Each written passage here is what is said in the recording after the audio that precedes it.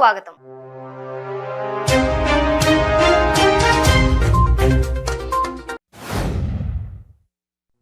నిలిపి ఉన్న ద్విచక్ర వాహనాలను దొంగిలిస్తున్న ముఠాను ఉత్తర మండల పోలీసులు ఎట్టకేలకు పట్టుకున్నారు.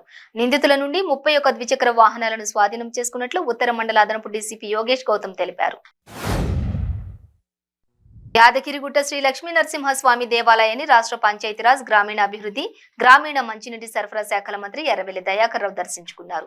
ఈ సందర్భంగా అర్చకులు, దేవాలయ అధికారులు, సిబ్బంది మంత్రికి ఘనంగా స్వాగతం పలికారు. మహేశ్వరం మండలం నాగారం గ్రామంలో సీసీ రోడ్ల ప్రారంభోత్సవం మరియు మన ఊరు మనబడి పథకం కింద మంజూరైన పనులకు, బీటీ రోడ్ల పనులకు విద్యాశాఖ మంత్రి సబితా ఇంద్రారెడ్డి శంకుస్థాపన చేశారు. రాయపూర్లో లారీ బీభత్సం సృష్టించింది. లారీ ఢీకొన్న ఘటనలో 2 మహిళలు దుర్మరణం పాలయ్యారు. 2 మృతదేహాలతో గ్రామస్తులు రోడ్డుపై ఆందోళనకు దిగారు. అనకాపల్లి జిల్లా పాయకరావుపేట నియోజకవర్గంలో గొల్లబాబురావుకు మరోసారి నిరసన సెగ తగిలింది. నక్కపల్లి మండలం పెద్దతినార్లో గ్రామ రెవెన్యూ పరిధిలో దొండవాక గ్రామంలో గడప గడపకు కార్యక్రమంలో పాల్గొన్న గొల్లబాబురావును మత్స్యకారులు అడ్డుకున్నారు.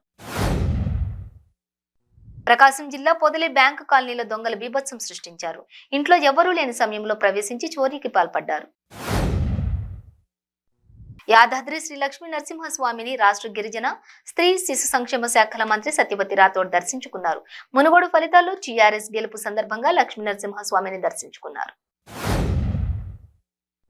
ఎన్టీఆర్ జిల్లా తిరువూరు పట్టణం రాజుపేట 1వ వార్డులో అక్రమంగా నిల్వ చేసిన రేషన్ బియ్యాన్ని పట్టుకున్నారు. కేసు నమోదు చేసిన రెవెన్యూ అధికారులు దర్యాప్తు చేస్తున్నారు. ఉవ్వకొండ మండలం కోకౌంట్లలో 3 గ్రామ వాలంటీర్లను అధికార పార్టీకి అనుకూలంగా లేరన్న కారణంతో సస్పెండ్ చేశారు. మావోయిస్టుల పేరుతో వ్యాపారులను బెదిరించి డబ్బులు వసూళ్లకు పాల్పడిన నిందితులను మహబూబాబాద్ జిల్లా బయ్యారం పోలీసులు అరెస్ట్ చేశారు. మునుగోడు ఉప ఎన్నికల్లో ధర్మం గెలిచిందని టీఆర్ఎస్ పార్టీ అంటుంది, అధర్మం గెలిచిందని బీజేపీ అంటుంది. ఇద్దరు అందరినీ డబ్బులు పెట్టి కొనుగోలు చేయాలని చూసిన వారేనని యాదాద్రి జిల్లా కాంగ్రెస్ పార్టీ అధ్యక్షులు కుంభం అనిల్ కుమార్ రెడ్డి ఆరోపించారు. మునుగోడు ఉప ఎన్నికల్లో గెలిచిన టీఆర్ఎస్ పార్టీ అభ్యర్థి ఎమ్మెల్యే కూసుకుంట్ల ప్రభాకర్ రెడ్డి ప్రగతి భవన్ లో ముఖ్యమంత్రి కె చంద్రశేఖర్ రావును మర్యాదపూర్వకంగా కలిసి ఆశీర్వాదం తీసుకున్నారు. నటుడు, వైసీపీ నాయకుడు అలీ ఏపీ ఎలక్ట్రానిక్ మీడియా ప్రభుత్వ సలహాదారుగా బాధ్యతలు స్వీకరించారు. దమ్ముంటే నర్సీపట్నం వచ్చి అయ్యన్నపై పోటీ చేయాలని టీడీపీ నాయకులు జ్యోతుల నెహ్రూ వైసీపీ నేతలకు సవాల్ విసిరారు.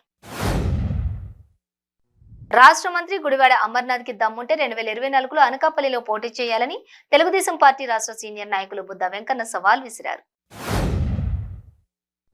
కాకినాడ జిల్లా జగ్గంపేట మండలం రామవరం గ్రామంలో వీఆర్ఓ బెల్లం రాజు రైతుల దగ్గర నుంచి భారీ మొత్తంలో డబ్బులు వసూలు చేసినట్లు రైతులు ఆరోపిస్తున్నారు.